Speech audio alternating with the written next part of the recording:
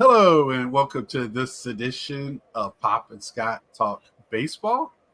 Uh, Awards week, they gave away one every night. Really, I don't think any surprises. I don't think too Well, the many. only one that I didn't know who was going to win was the manager of the year. And kind of the rookie of the year in American League, I was a little up in the air with that, but I'm okay Well, with who they picked. if you look at the rookie of the year in the American League, there weren't that many good rookies. To be Right, honest, let's be honest, there weren't. right. The That's why I'm rookie, like, the Giel and Cowser are nowhere near the National League with yeah, schemes. Gil had an up and down. At the end of the year, he wasn't that sharp. Right, and Cowser wasn't hitting all that great either. Right. Yeah. But I mean, we've been a little spoiled in the past few years with rookie play and the rookie play in the National League. We were a little spoiled with that this year. So we're not going to get that every year. No. But they were still impactful rookies.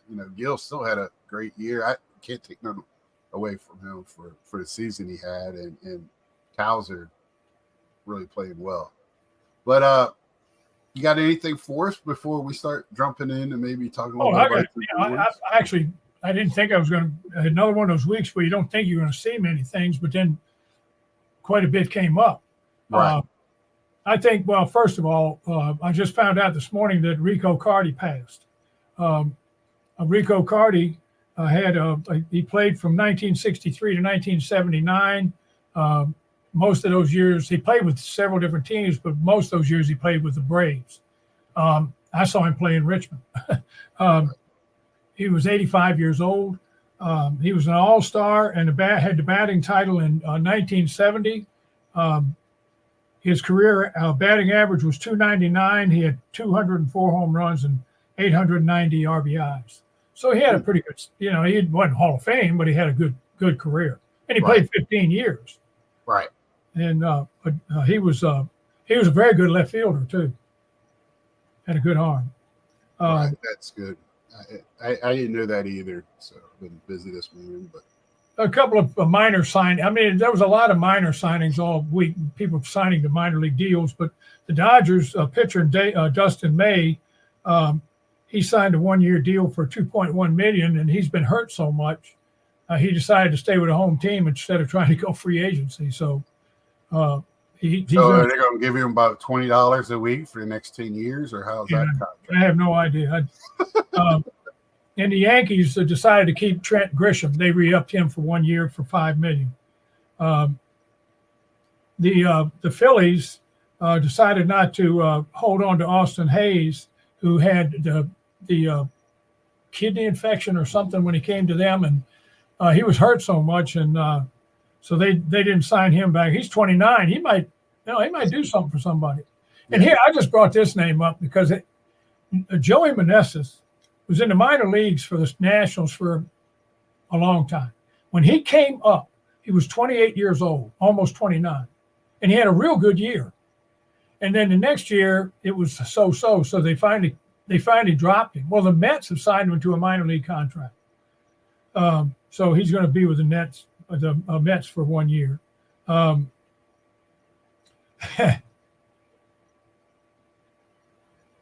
Cal Raleigh, the catcher for the Seattle Mariners, has dropped Boris as his agent. After what happened last year, some of these people are probably a little gun shy. Well, and also, I mean, I'm not taking away from Cal Raleigh, Gold Glover, whatever. Great catcher. Got tools for days. But catchers don't really get the best, unless they're superstar catchers, the Mike Piazzas or whatever. They don't get some of the best, money. And Boris has got his sights. Boris also has Pete Alonso and Soto, and you're the other guy named Cal Raleigh. Don't you feel like you're left out a little bit? Like, he's so worried about them. I'm sure Boris doesn't handle Cal Raleigh directly. I'm sure his company does. But still, I would rather go somewhere where I'm a bigger fish, where people want my 10% a little bit more. Yeah. Oh, yeah. Yeah. I mean, that's just, and he's a very good catcher. Oh, he's elite. Yeah. And when it comes to being a catcher, yes, he's an elite catcher. And the Mets, Sean Manaea turned down their qualifying offer of $21 million, and he's going to hit the free agent market. And the Mets, they made a little trade this week that's going to help them, I think. They traded Rafael, relief pitcher Eric Orza, to the Rays for their center fielder, Jose Siri, the young center fielder. This kid can run. He can play center field, and he's a decent hitter. For the Rays, if you say he's a decent hitter, he's not bad because the Rays don't have much hitting. Right. But that might help the Mets a little bit, especially defensively. Well, they I don't know if you have it because I just got it last night. The Mets also signed Reed Foley, re-signed him in the bullpen. So yeah, and small re-sign. Siri's a very good defensive center fielder, and so if they were to sign Soto and put him in left or right, wherever you would put him, he would definitely help with the defense in the outfield. If the Mets sign him, I almost would project him at DH. Who? Soto. No, he'll play the outfield. He's going to insist on playing the outfield. If the only way you're going to sign him is for him to play outfield, okay. But they could have because they still have Sterling Marte. Siri is not going to start. Taylor is going to be their center field. They're getting Siri to replace the one-year guy they signed for the Yankees. That was the speedster out there. And he'll be the right-handed speedster opposed to what they got. So yeah. That's the signing there, and he might not even start him. It depends on who else they sign if he stayed, because they got some talent in coming up, and I don't know what they're going to do with them. They're starting to get age on them. So, well, the other thing too is they're kind of like Baltimore. Baltimore's got a little bit of a log jam, and they're going to have to either trade some guys or do something. Well, and here again with Baltimore, the players are complaining so much they've decided to move the wall in again in left field, and lower it, bring it in. So because the players are complaining about it was the deepest left field in the American League, right. And so I mean, come on, guys, wah. I get tired. Well, and the thing is you said it last week about I can't remember who. Oh, but Tampa. When you do that, you're playing in the hands to the visitors instead of having. That's Miami. Or you said, Miami. They moved into walls in Miami, and all that did was help the visiting team. Right. You build, you have a stadium, and you build a team to the stadium because that's where you play half your games. And if you don't have the pitching to deal with that, and you bring in the walls, you're playing into the other hand. I mean, come on. But I mean, at Baltimore, you do whatever they want. Yeah. Well, another thing, St. Petersburg, and with the Yankees, Steinbrenner Field is going to be used by the Rays this year as their home field, and they are paying the Yankees $15 million this year to use that field. So the Yankees picked up $15 million. And I didn't realize, from my understanding, it's a small field. 11,000. Well, I'm talking about the dimensions of. Well, I don't know about the dimensions. Down the lines in power alleys, it's not a big field. Yeah, well, there's more to this problem than not, and that is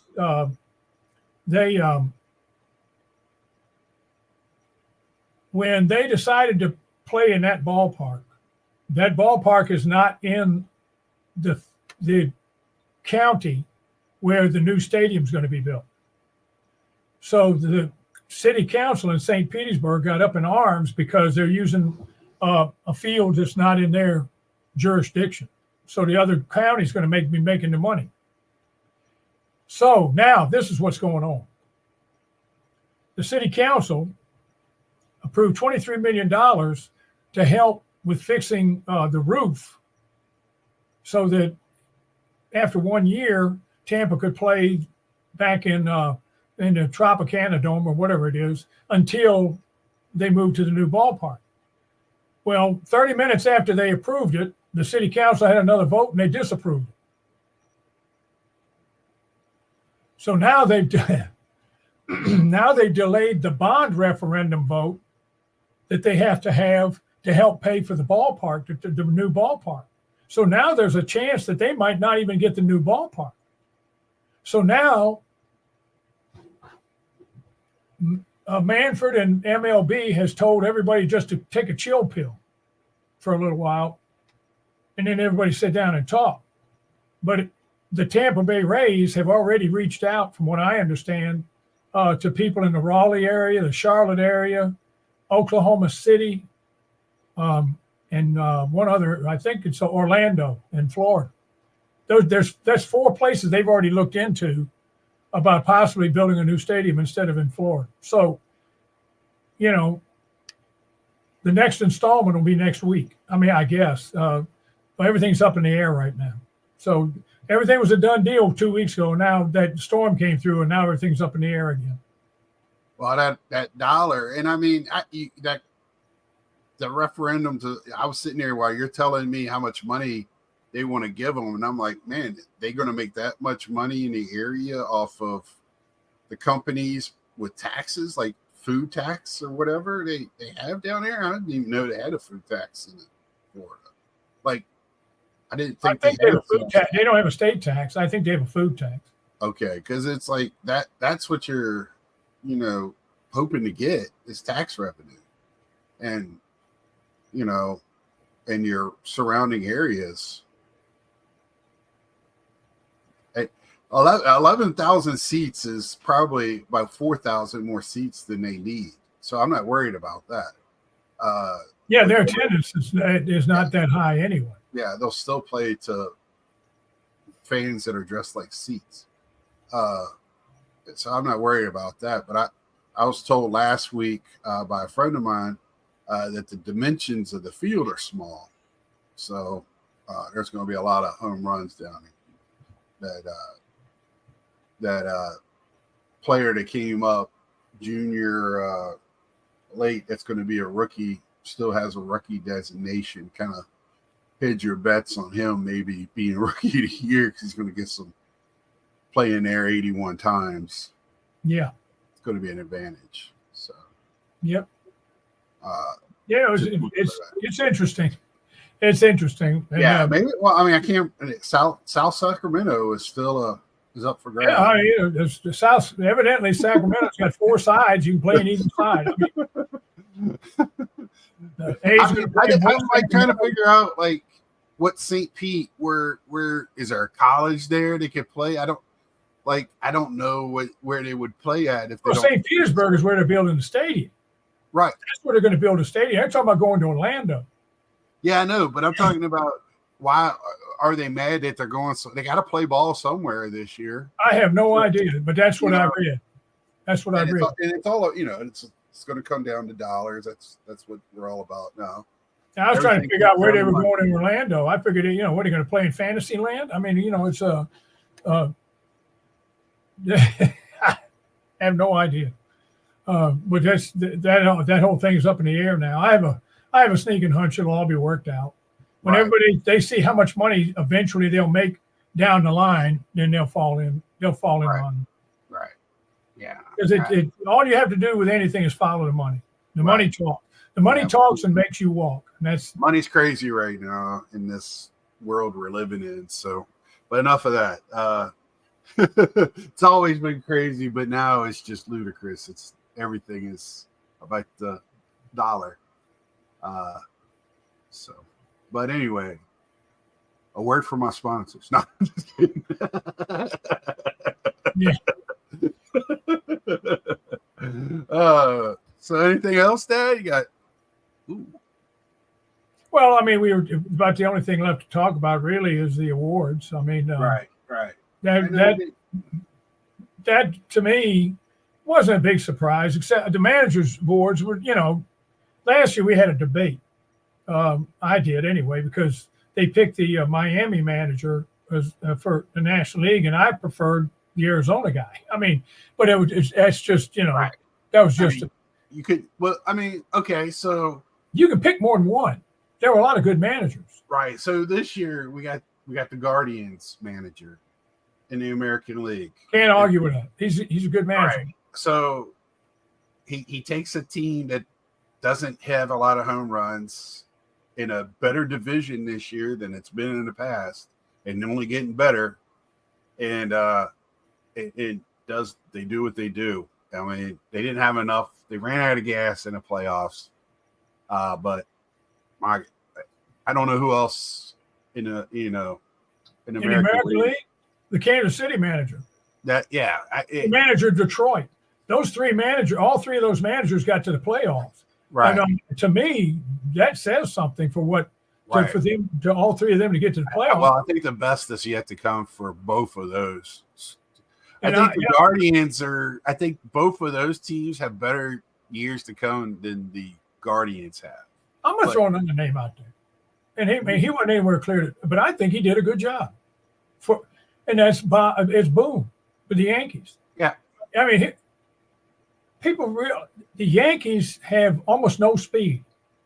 So they don't run the bases like some of the other teams do. They don't steal bases like some of the other teams do. Yeah, if you don't know, watch Stanton running from second to home. Yeah, I mean, and you got then you have your outfield where Judge played a very good center field. Gold Glove. The Gold Glove. But, I mean, still, he's not exactly Mickey Mantle out there. And then you had Soto in right field, who's sometimes a liability because he runs bad angles and stuff like that. Yeah, he needs direction sometimes. And they really didn't have a left fielder. They platoon people. Right. And so they for what he had and how he made it work, you got him to the World Series. I mean, he ought to get a little bit of credit for that. Now, did they have a stacked lineup? Yeah, they had a stacked lineup. But, I mean, Giancarlo Stanton is still trying to score from second base on that base hit. Right. That's how slow the guy was. Right. But I think he did a good job. Now, I wouldn't have given it to him. I'd have given it to the Cleveland or Kansas City guy. Yeah. Detroit, I told you this during the summer, son. He was the manager of Houston when they had the scandal. He's not going to get it. Yeah. He's not. Yeah, and I agree with that. There's that. Nobody holds grudges like Major League Baseball. People that are connected in that league. I mean, people don't make the Hall of Fame for dumb reasons. People don't get awarded for dumb reasons. Yeah, I mean, you got people that didn't make the Hall of Fame because they were voted for a certain political party. I mean, that's idiotic. Or I said something stupid after because of some clause they had. I'm like, well, then they need to go in and take people out of the Hall of Fame for the same reasons. Then. So, but I mean, I'm just saying that's why I said Hinch wouldn't get it because he was the manager of the Astros when they had the scandal, and he knew they were doing it. It wasn't like he was in the dark. He knew. Right. I mean, how can you be in the dark when they're beating on the trash can right behind you? Oh, what are you guys doing? Celebrating? I mean, what are you doing? He knew about it. But anyway, that's neither here nor there. But that's, I mean, in the National League, boy, there was a bunch of managers who could have gotten the National League was Brewers manager, which you talked about last week and brought up. I mean, he did a good job. Yeah, the Mets manager. I think that I would give it to the Brewers manager before the Mets. But if I wanted to give a second half of the season award manager of the year, it'd go to the Mets for what they did in the second half. But the Brewers had a better year, and you brought it up with the players they let go, the players they had on their roster, and this guy, they still. They got in the playoffs, and for the Alonso home run knocked them out. Right. He doesn't hit that home run. Milwaukee moves on. Yeah, Alonso's one postseason hit, basically. So. Oh, that was cruel. What? I mean, it was. Everybody has a judge. Exactly. Yeah. But I it's hard to. I was hoping the Mets manager, because I love our manager. I liked him when we were having trouble the first of the year. I liked the way he was handling the team, with the Pete Alonso stuff hanging over that dark cloud the whole season. I just like the way he handles that team. And the players want to play for him. That's incredible. I'm gonna bring up another name. The manager of the Dodgers. The man won the World Championship. Yeah. If you looked at the roster on opening day, I went back and looked at the roster on opening day. Just the pitching staff. They had 12 pitchers, 12 go on IR for at least part of the summer. 12. Right. 7 of them never came off. They're still on IR. So he only got 5 guys back. And then he had to here he is in the playoffs having bullpen games. Right. Because he doesn't have enough starting pitching. And so, to me, hey, and then Ohtani gets hurt. So the last couple of games, he was pretty much useless. But, it just, what he did, I think both the Yankee and the Dodger manager, they get penalized because they got high dollar, right. stacked rosters, and that's fine. But you still got to manage them. Exactly. You still have to manage them. Yeah. Look at other sports where these teams got stacked rosters, and how come they're not going farther than they do? Because they don't have a good coach. Right. So, you still have to be able to manage these. You still have to put these egos together, have good chemistry and all that. And I think and the players in L.A. love Roberts. Well, the Yankee players love Boone too. Yeah, well, they have a respect for a guy that's been in there on that side of the line. Yeah, both those guys were on the other side of the line. Roberts, he won a World Championship with Boston back when they won their first World Series. Yeah. So that's that's kind of how I can't argue with the manager choices. I can't. I right. It's I find it. We can go to Rookie of the Year. So we were talking about this before we got on. So Hill, however, Luis Hill. Gil. It's pronounced it's Gil. Okay. For the Yankees, who had a very good first half of the season, like awesome.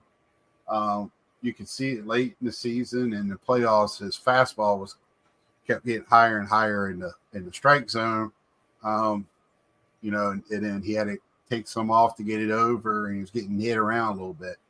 But he'll learn to pitch when he gets tired later. He's still a very young man. And we talked about who else in the American League are you going to choose? Right? Well, Kowser finished second, and Kowser had an average year. Now, at one point, he was red hot. Right. That's when they were in the cow suits to Camden. And and I said this before. We've had so many good rookies that we are a little bit, we're expecting more than what, and we can't always do that. Now on the other side, it was Skeens and Merrill. Yeah, you had Skeens and Merrill, and you had other rookies that kind of splashed during the year. But Skeens won it. I thought he would, but I thought Merrill did well, but he had a little bit of a down, and he exploded on the scene, then he disappeared, and all of a sudden, if he came up in with the game on the line, he was going to win the game for you. Well, the other thing too, guys, Skeens, every time he pitched, he was on national television almost. And it's another one of these couples. We had the couple thing too, with with his girlfriend in the stand, the gymnast in the stands, and so there, here we go. Here's Kelsey and. Well, that's somebody brought up, what's making him so great, and I'm like, social media. If you want to get younger people watching a game, the 20-somethings, the teenagers, that demographic, because let's be honest, that demographic, I think when they're like, we want kids to watch, I don't think it's the little kids. I think it's the teenagers and the young 20-somethings that got so much going on. There's so much other things that they're just getting out in the world. Sitting down watching a baseball game is not on their list. But here you got this couple that is on every social media outlet. They're everywhere. They were on College Game Day a few weeks ago when it was at LSU, making the picks. They were both on the stage. It wasn't just one of them. And I don't think it's quite the Kelsey Well, Swift. she's more famous for it worldwide than he is because she's an international gymnast. Right. And like I said, I think last week on here, I think she's the number one woman NIL in the country now that Reese is playing. She went to the pros. So she's, it's LSU. They got a lot of money. But other than that, he deserved it. I'm not going to argue that point either. He is a monster. If Miro would have won it, I'd be sitting here saying he deserved it because those two. It's hard to take two guys and go who's And I think if Skeens would have played a complete year, they were trying to watch his innings. So I watched some of his minor league games. If you have the baseball package online, they do minor league game every night with one of the top prospects. So they showed almost every game he pitched. And he wasn't pitching past the third or fourth inning. So I knew when he came up, that was going to be my question, was like when he was going to get his innings. Because I think if he would have been in the beginning and pitched a full season, I think he might have double dipped and won the Cy Young as well. And we'll get to the Cy Young. I could be completely off. He might have ran out of gas and got hammered. But the guy who won the Cy Young Award in the National League deserved it. Yeah, and we'll get to that here in a minute. This Skeen, I've been high on him. Again, we watch college baseball. So I had 2 years of being this guy being in the College World Series playoff system. And they we get to see college baseball all the time. SEC network, ACC network. So if you want to watch it, it's there. And more players are going to college to play because now college baseball is pretty good. It's kind of ranked as high A, double A ball. So, and the other thing is too that the draft is starting to mean something now. Right. Their MLB's really they were smart by moving it to All-Star Week, making it its own thing. MLB, the channel is pushing it well. It's one place where MLB is promoting their players is this draft system and the young players. They could just catch on with the rest of the league. And the rest of the players need to get better on social media. These younger players are better, but that's a story for another day. But I think Skeens has, I said it before, he reminds me his build, the way he throws. He looks like Nolan Ryan. He has that presence out there. And you could just what he did at the All-Star game in that first inning was pretty darn good. Yeah, that was outstanding. That won him the award, in my opinion. Yeah, I watched that for that reason, and I thought it was great. And then let's get to the Cy Young. So in the American League, Skubal, who wouldn't have thought that? I mean, the man was dominant. Had a great playoff, and he was unanimous. Yeah, I mean. Who else? I mean, Lugo finished second. Lugo from Kansas City finished second, but he was unanimous. He had 18 wins. Yeah, and Lugo's been around a little bit. He was in the Mets organization and Toronto. He is good for him. And I like I said, I think, man, I can't wait to see the Royals next year. I'll probably be watching them heavily on the baseball. Yeah, imagine what it would be like if the Tigers and the Pirates made it to the World Series and Skubal pitched against Skeens in the first game. You talk about ratings. Yeah. At least for people that are baseball heads. Baseball heads will watch that. I don't know. Not everybody. They're not household names yet. So hopefully. And then Chris Sale, who I think also won comeback player of the year. Who won comeback? I did not see. Chris Sale won comeback player of the He year. got to come back too. I didn't see that. I don't have that in my notes. Yeah. So, who won it in the American League comeback? Garrett Crochet. Oh, okay, yeah, that makes sense. Yeah, for the White Sox. Well, Sale was almost unanimous. Zach Wheeler got 4 votes, so he didn't win it unanimously. But Wheeler fell off at the end of the year. Yeah, he got tired. But if just give you a couple of things real quick. Chris Sale led the National League with a 238 earned run average, 18 wins, and he had 225 Ks. Now listen to this. Skubal had 18 wins,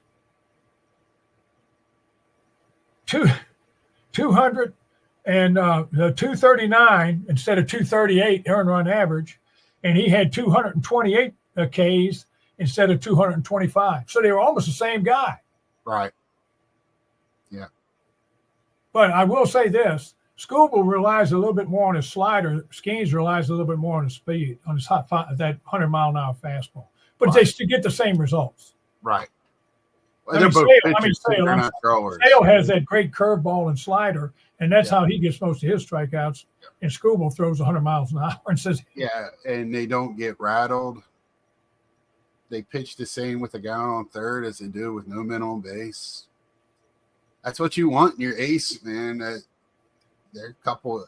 Well, Sale's been around. We all know who Chris Sale, but Skubal, what a talent. Detroit needs to lock him down. You don't being left-handed and doing that. You don't get many left-handed pitchers like that. So yeah. Then the MVPs, slam dunks. Gee, what a shock! Yeah, 2 unanimous choices. Yeah, the only a little bit of talk, a little bit of drama was Shohei being a DH, and Lindor playing the field. But I don't, as a Mets fan, the hitting and on the bases that Shohei had, stealing bases, that's amazing.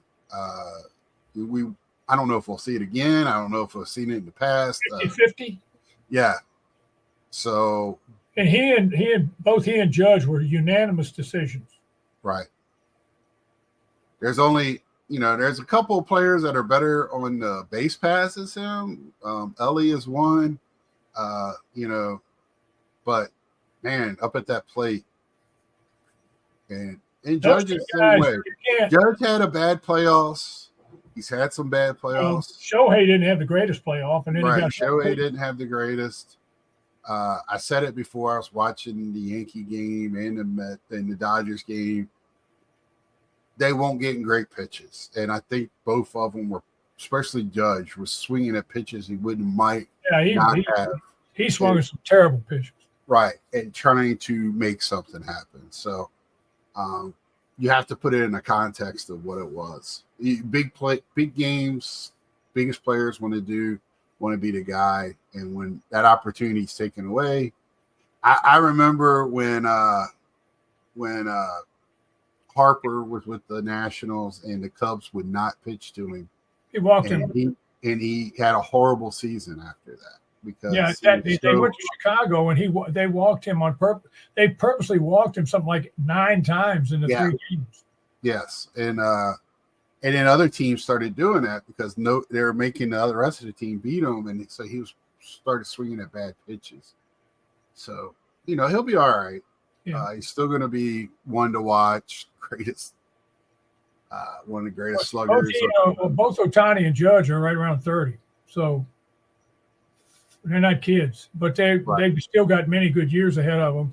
And Ohtani's probably going to pitch next year too. So, sometime. It's not going to be. I would rather see him not, but if he was going to play the field, maybe. But after he can play right field. and he won't play. He can play first once Freddie leaves, or make one of them. If Freddie wants to DH or whatever. But yeah, Ohtani is. I would not want to. I don't know how they're going to do it. You want that bat in the lineup every night that you can. So, are you going to rest him the night before he pitches, or I don't know how that's going to work. Yeah, and both of them are multiple winners. That was the third time Ohtani won it. Second time he won it unanimously, and he is only one of two people to win the most valuable player in both leagues. And the other was Frank Robinson. I was going to say Frank Robinson is the other one. He won it with Cincinnati, and then they traded him to the Orioles, and he won it with the Orioles when they won the World Series. In that season, too, didn't he lead both leagues in hitting that league year because of that? I'm not sure, son.